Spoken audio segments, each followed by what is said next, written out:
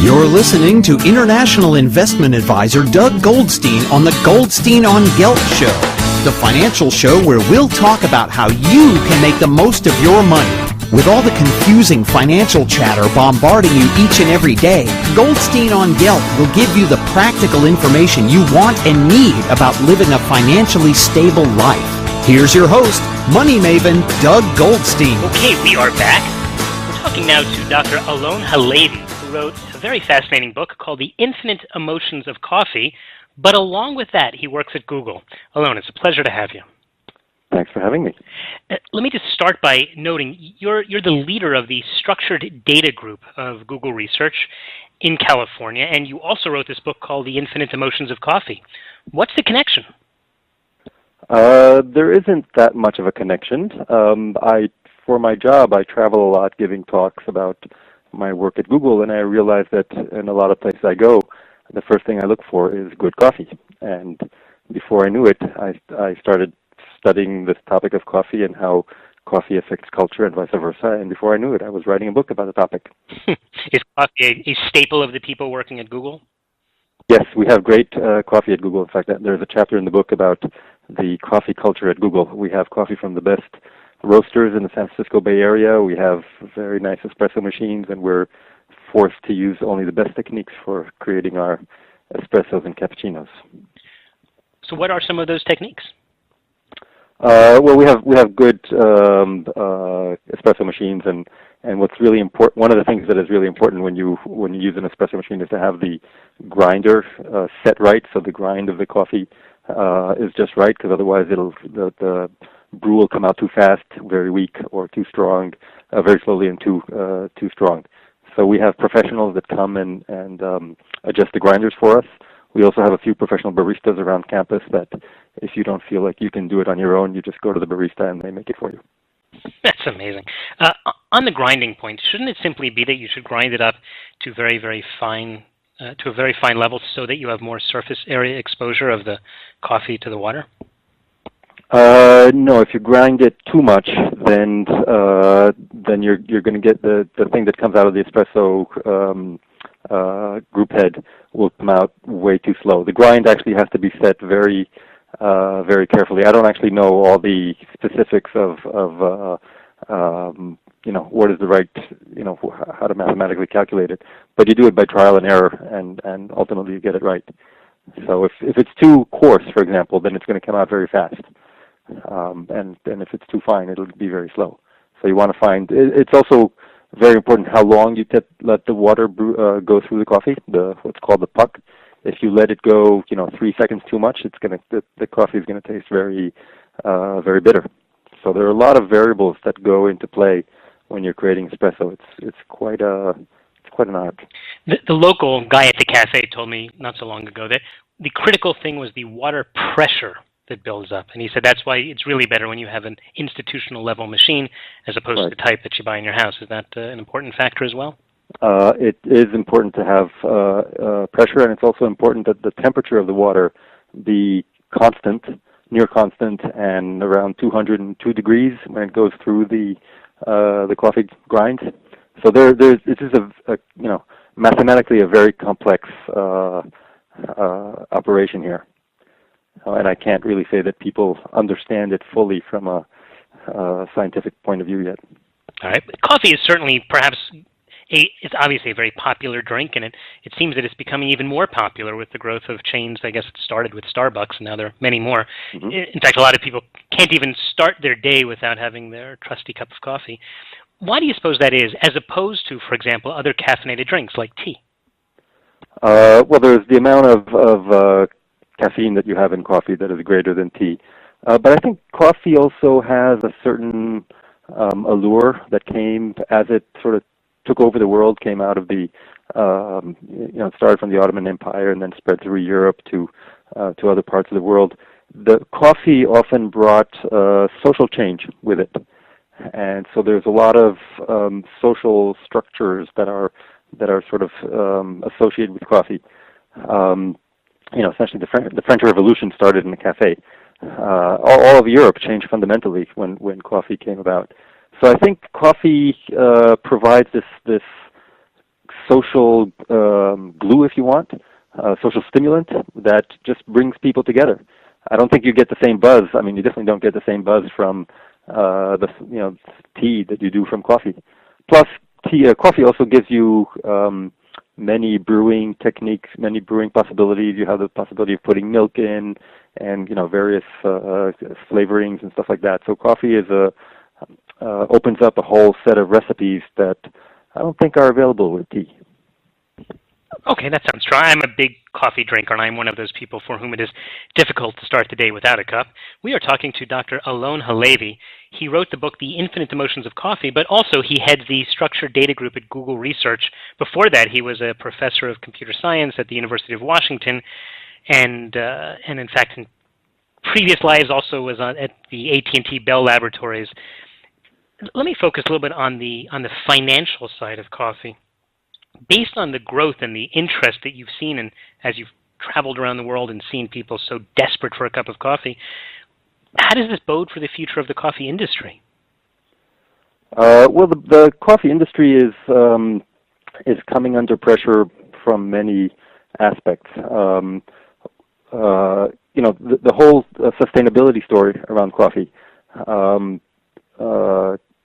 With global warming, some of the areas that have traditionally been good for coffee growing are no longer that way due to urban development. Also, the areas where coffee can be grown are changing. For example, if you look at Costa Rica, it's producing 40% less coffee than it did several decades ago. There's much more pressure to have sustainable farming techniques and shade-grown farms and good management of water waste and stuff like that. So there is there's obviously good social conditions for the workers. The problem is that on the purchasing side, there isn't enough willingness of the customers to pay more for coffee. So the classical comparisons between wine and coffee. People are willing to pay arbitrary amounts of money for a bottle of wine at the end of dinner, but they won't ever pay. They won't want to pay more than $5 for a cup of coffee. So there's a problem here that the industry is being squeezed from multiple directions. Now the demand for coffee is growing. I mean, just look at what's going to happen in China soon, right? I mean, coffee is getting into China, getting into all of Eastern Asia. So there's no doubt that the demand for coffee is growing, and the demand for specialty coffee, which is the top, the cream of the crop in coffee, is certainly increasing by quite a bit. Isn't $5 a lot to pay? I mean, you see people that go into a cafe and pay that. It seems to me for a drink that actually is kind of pricey, no? Well, it depends on your perspective. I would argue not. I mean, the thing is, you want to make sure that the people all through the coffee production chain are well remunerated, right? So today, the coffee industry is actually, there isn't anybody who's making huge amounts of money in the process. I mean, the farmers are getting by. The importers, exporters are working on pretty small margins, and the roasters are, maybe they have a little bit more margin. Baristas are certainly not the highest paid profession. So if you want better coffee, you want more sustainable coffee, you want to feel good about sustaining social structures all around the world, then you should pay more for coffee. We've certainly heard discussion that a lot of the people who are on the lowest level of the coffee ladder, those who are picking the beans, are really working at subsistence or even lower wages. Is that something that is going to be changed? First off, is it true, and is it something that will be changing? It is true. I mean, you have a wide variety of coffee farms these days. So the coffee farms that I visited when I wrote my book are some of the more advanced farms and farmers with a lot of consciousness about social about the conditions of their workers.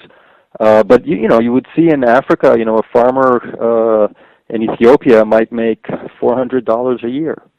Wow. Okay. Now that's not enough to obviously it's not enough to to provide your family with much, but it's also not enough to invest in your farm to produce more from it. So, in fact, the production of some of the farms in Ethiopia is much lower per acre than it is, say, in Central America. But it's not because the people don't want to; it's because they can't invest in better techniques. So, you're seeing a lot of change in the conditions of people growing the coffee, but fundamentally this is not and you also see places where, for example, in Costa Rica, the locals don't actually want to pick coffee anymore. They've sort of done well. Even the children of those coffee farmers have done well. They've moved into the cities, and now they bring in people from Nicaragua and Panama to pick the coffee for them. So I don't know that change will be slow, and at least people are thinking about it much more than they did before. I mean, 100 years ago there were slaves in maybe 150 years ago there were slaves in Brazil picking a lot of the coffee of the world. But it's going to take a while. Okay. Alon, in the last couple of minutes, Alon Halevy wrote a book called The Infinite Emotions of Coffee, but he also is the head of the Structured Data Group at Google. Could you just tell us in 1 minute, what does that mean? What is a Structured Data Group? Yeah, so we deal with research on how to make database systems much more usable by people. So our main product that you can easily see by Googling is called Google Fusion Tables. It's a system that lets you upload data very easily, create visualizations very easily, and share them with the world very easily. So, for example, there have been several journalists, like at the Guardian in the UK or the Wall Street Journal, that have used our tool to make visualizations of things like the riots in London in 2011 or the U.S. Census data, and have included dynamic visualizations in their news articles and in their online news articles. We've been used in crisis response situations. So, for example, after the earthquake in Japan last year, people have put up maps showing where are shelters or when are there going to be power outages in different places in Japan. And these visualizations received hundreds of millions of hits. So it's a way to make data that is often locked up in various organizations much more visible to the public when it needs it. So it's one of the tools that make information much more approachable and accessible by people worldwide. Okay, sounds fantastic. Dr. Alon Halevy, who wrote The Infinite Emotions of Coffee and also heads the Structured Data Group at Google. How can people find out a little bit more about your work? Let's talk about the coffee side. The coffee side, you just you can Google The Infinite Emotions of Coffee, and you'll find the website. You can get the book through Amazon, and if you're a cafe owner, I do sell books at wholesale through cafes, so do contact me. And about my group at Google, you can Google Fusion Tables, Google Fusion Tables, and you'll find out a lot of the use cases that we've been used for, and what the system can do. It's actually a consumer service, so you can try it out with no cost. Okay, Alon Halevy, thanks so much for your time. It was a pleasure. Thank you. You've been listening to the Goldstein on Gelt show with money maven Doug Goldstein. Doug's weekly radio show is heard around the world, but if you miss it, you can download the podcast at www.goldsteinongelt.com. The Goldstein on Gelt show gives you up-to-date financial ideas so you can get on the path to financial freedom. If you'd like your questions answered on the air or off, send Doug an email to doug@profile-financial.com. It's your money for your future, so join Doug every week to build your wealth on the Goldstein on Gelt show.